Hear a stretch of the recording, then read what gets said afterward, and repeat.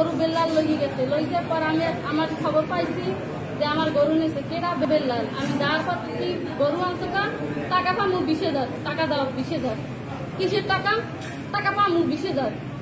তারপর টাকা চাও নিচ্ছে, আমার গালি গেলাস করছে, খুব মন্দ গালি গেলাস করছে। তারপর গালি দিও না, গরু আনছো গরু ছাড়িয়ে দাও। সে গরু ছাড় না, টাকা না দাও কিন্তু। তারপর ওই কালাম সাহেব গেছি, তার ফোন দিছি।